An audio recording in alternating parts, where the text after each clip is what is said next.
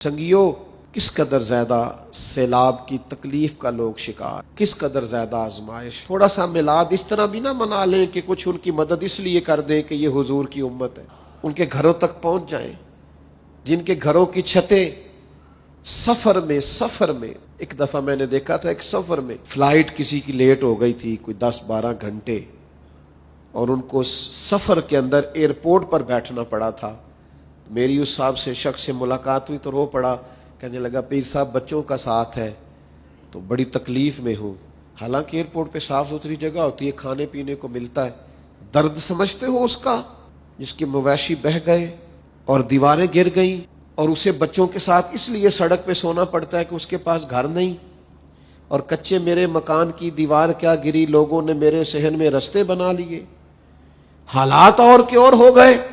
इस तरह का भी हमने मिलाद अब मनाना है कि हमने उन गुरबा तक पहुंचना है।